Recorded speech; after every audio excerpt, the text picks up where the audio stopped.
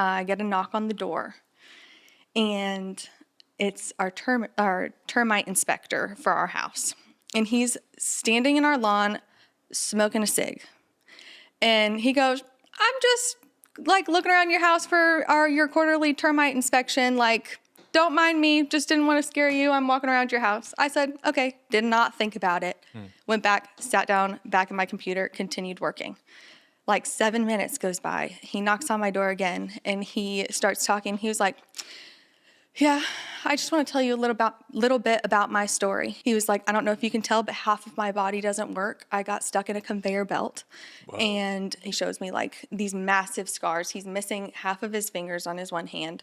Wow. And he was like, yeah, I got stuck in a conveyor belt. And the only thing that I could think of was on the way to the hospital is if my God cares about the sparrows and the birds and all of these little insignificant things in the world, like my God is going to care about me. And so then he continues with that story. And then he was like, yeah. And then 3 years later, like I just kind of dropped dead, had a heart attack. And so my wife took me to the hospital. And as we're going to the hospital, he's like, well, if my God's going to care about, the birds, the sparrows, everything like that, my God's going to care about me. And he brought him through it. And then 3 years later, he found out he had cancer.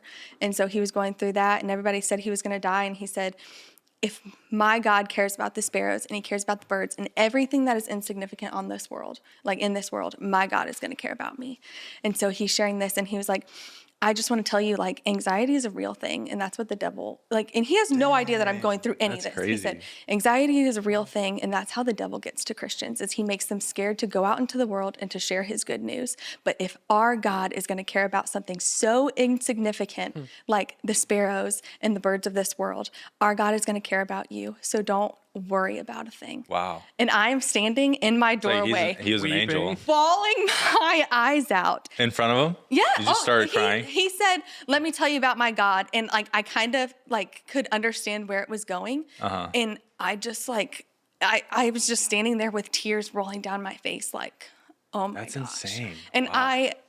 You hear these stories of God sending angels to people, and you to help you through different aspects, whether that's somebody on earth that he sends you to talk you through it and to show his grace and his mercy to you.